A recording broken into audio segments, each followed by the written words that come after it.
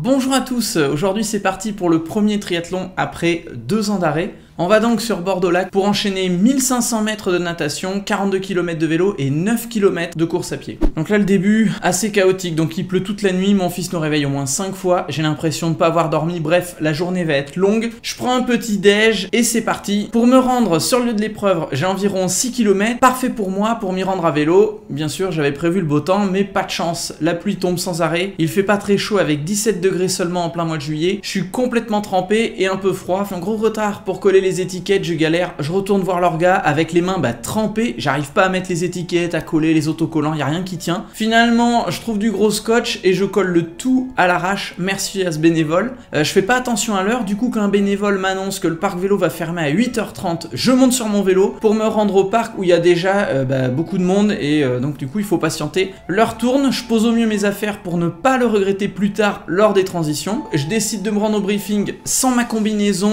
et stressé de rater l'horaire. Et avec mon niveau en natation, c'est vraiment pas une bonne idée. Pour détailler, la combinaison améliore la flottaison et aide à mieux s'allonger dans l'eau en remontant les jambes, ce qui permet d'aller plus vite en se fatiguant moins. Et donc au départ, je me fais rouler dessus. D'un autre côté, je suis pas serein car il y a quand même 1500 mètres à réaliser. Vu du bord, les bouées semblent tellement loin, c'est sûr, il va falloir se donner. Donc je force plutôt sans retenue sur les bras puisque de toute façon en vélo et course à pied, j'en aurai pas besoin. J'utilise pas les jambes pour m'économiser le bas du corps. Après quelques minutes, donc je remarque que je nage en zigzag. C'est simple, j'arrive pas à rester droit. Dans un lac, on voit pas le fond, il n'y a pas de ligne comme dans une piscine, du coup on a vraiment zéro repère. Je suis obligé de relever la tête de l'eau pour regarder où aller et en gros je vise la première bouée et je m'adapte. En plus il y a une sortie à l'australienne, c'est-à-dire qu'on regagne le bord, on sort de l'eau et on re-rentre donc par un ponton pour rejoindre la deuxième bouée. Bien sûr, je plonge, mes lunettes sautent, parfait pour perdre du temps avec le petit stress puisque justement je porte des lentilles. Donc une fois que j'ai sauté, je reprends ma nage comme je peux et je vise la deuxième bouée. La deuxième bouée franchie, je pointe vers la plage et je force pour en finir au plus vite. Trop content à la sortie, je vois que mon père qui m'a reconnu alors que j'étais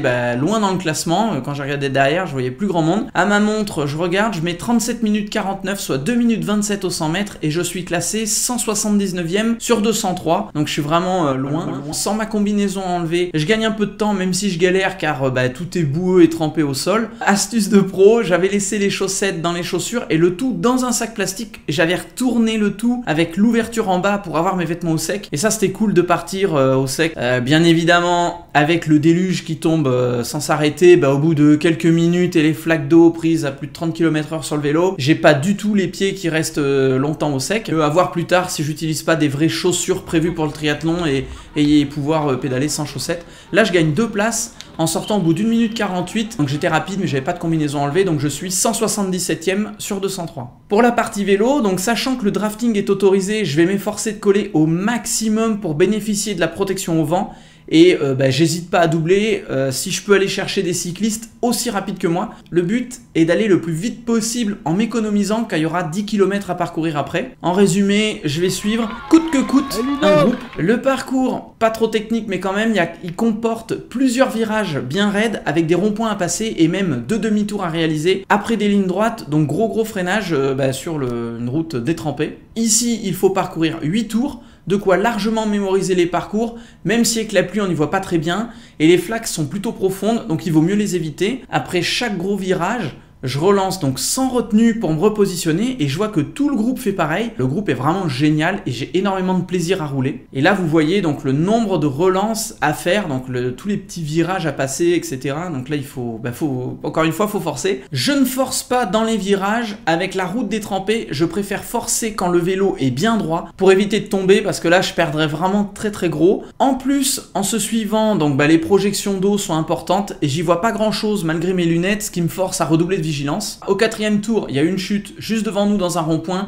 ce qui nous a tous fait reprendre conscience que ça glissait tout simplement. Et au tour d'après, donc c'est un autre concurrent qui a chuté en heurtant le trottoir, donc lui il a eu évacuation en ambulance, etc. Ça refroidit forcément, mais la course continue. Point positif, c'est vraiment qu'il y a plein d'encouragement avec le public et mon père qui me soutient à chaque tour. Ça c'est vraiment motivant.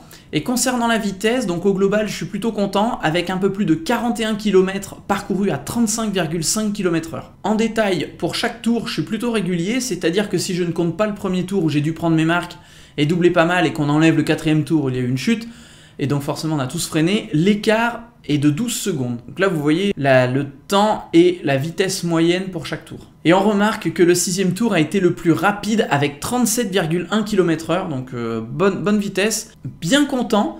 Quand j'ai vu 1h10 sur la montre, surtout dans ces conditions et un parcours où on doit fortement ralentir à plusieurs endroits, je gagne 39 places sur le vélo, ce qui me place à la 138e place au général. Et si on comptait uniquement l'épreuve du vélo, je suis 79e, ce qui est vraiment pas mal. Deuxième transition, donc j'arrive complètement trempé forcément, donc là je change de chaussures et de chaussettes. Je prends mon temps pour bien m'essuyer les pieds, surtout que j'ai une énorme hantise d'avoir des ampoules dès le début et que ça me ruine la course à pied. Et heureusement, donc là, les nuages laissent place au soleil et ça, c'est vraiment motivant de pouvoir courir au chaud.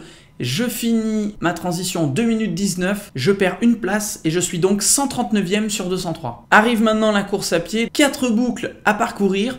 Avec là encore beaucoup d'encouragement parce qu'il y a massivement des spectateurs et ça c'est vraiment cool.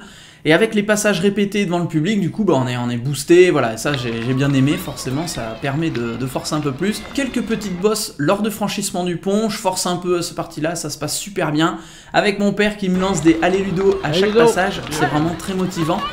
Et le soleil qui est vraiment enfin présent, et ça c'est génial pour finir.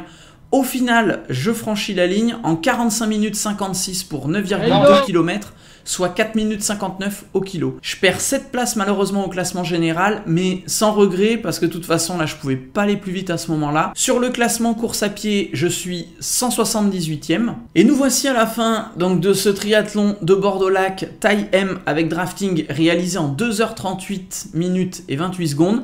Mon classement final est de 146e sur 203, donc c'est pas mal après 2 ans d'arrêt forcé, même si on voit j'ai perdu tout ou presque à la natation. Je pense que je n'arriverai pas tout de suite à battre ce record car la partie vélo a bénéficié du drafting. Or c'était la première fois que je réalisais un triathlon où on pouvait coller les autres cyclistes. La suite, donc le prochain et dernier triathlon de l'année sera celui d'Ourtin avec un taille L, c'est-à-dire qu'il y aura 1900 mètres de natation, 90 km de vélo et un semi-marathon de 21 km à parcourir. Je vais viser le sub 6 heures et c'est tout à fait réalisable car mon précédent record sur ce type d'épreuve est de 6h01. Je vous souhaite un bon entraînement, je vous dis à très bientôt.